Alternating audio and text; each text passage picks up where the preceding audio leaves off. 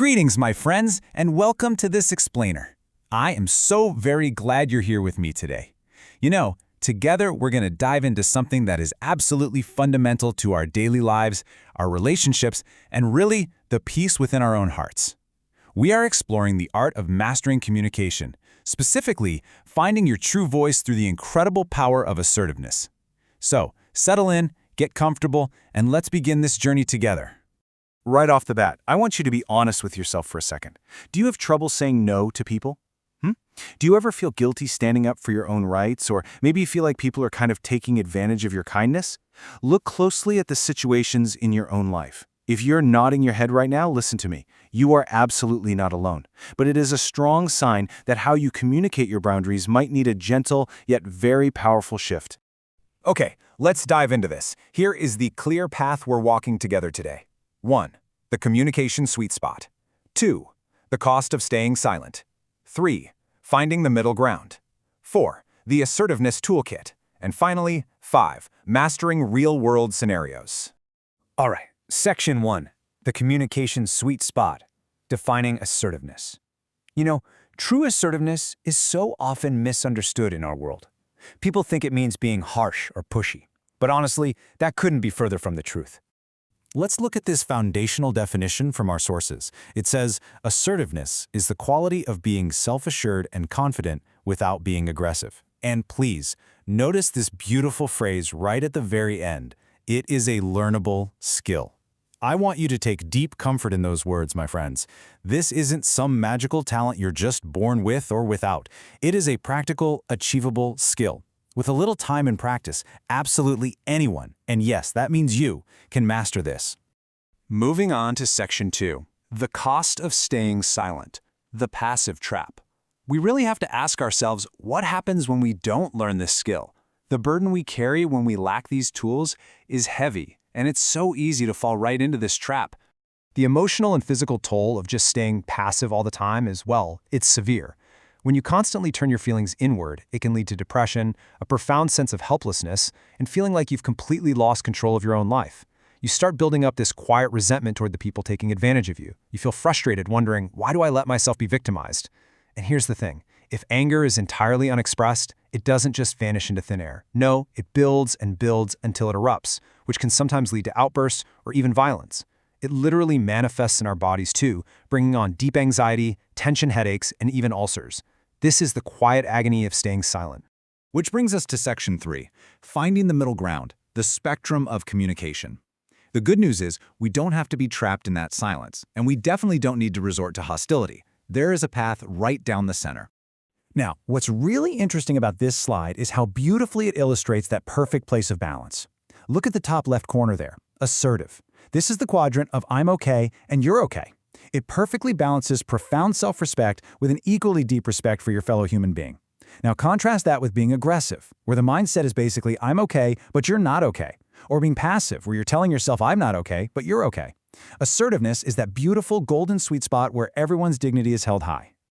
Just look at the visual contrasts in the faces we have here. Over on the left, the passive face is shrinking away, looking anxious and avoidant. On the right, the aggressive face is just exploding in anger, fists clenched, demanding space at the expense of someone else.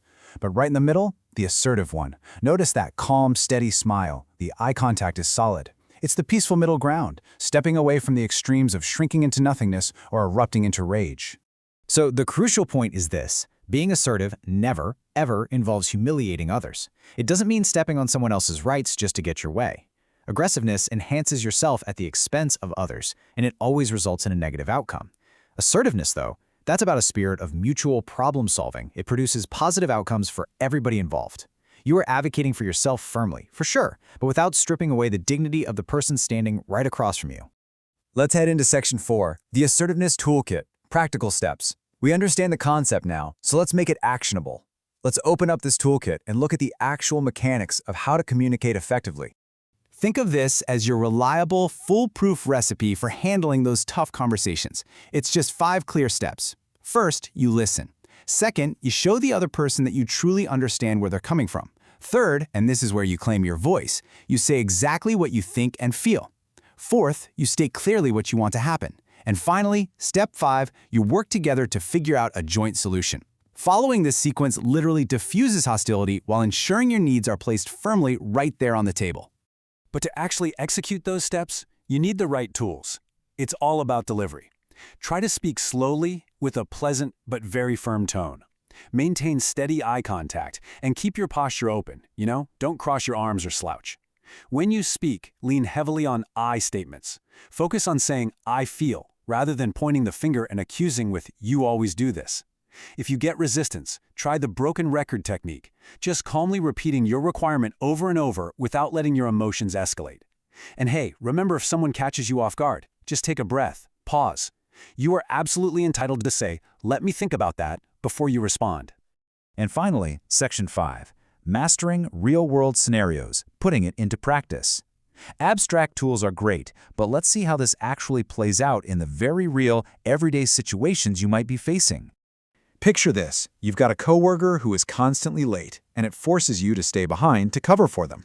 Now, the aggressive reaction is to point your finger, raise your voice, and shout, "You make me so angry!" But watch how we transform this using our new toolkit. You walk up to them calmly and say, "When you arrive late for your shift, I feel angry because it makes me late to pick my daughter up." Do you see the difference there? You are taking full ownership of your feelings. You're using facts.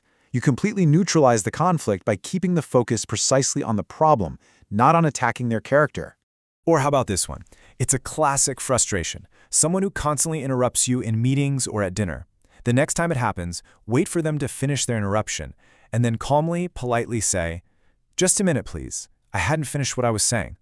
This specific, beautiful phrase acknowledges the other person, but it firmly holds your own ground. You do not allow your thoughts to just be dismissed. And this brilliantly illustrates the inner transformation that happens when you do this. Look at this image, a small cat casting the shadow of a roaring lion. When you practice these assertive skills, when you stick to the facts, maintain your boundaries, and speak with that calm, firm voice, you build incredible self-confidence. Your self-esteem grows, and you naturally gain the deep respect of others. You begin to see yourself as that lion, fully capable of advocating for your own life with quiet majesty and undeniable strength. So, my friends, I leave you with this final thought. In your very next difficult conversation, whether it's at the office, at home with your family, or out in the marketplace, what will you do? Will you shrink back into the shadows of silence, or will you take a deep breath, use an I statement, and calmly claim your voice? The tools are right there in your hands now. I deeply encourage you to step forward and use them. Thank you so much for walking this path of learning with me today. Be well.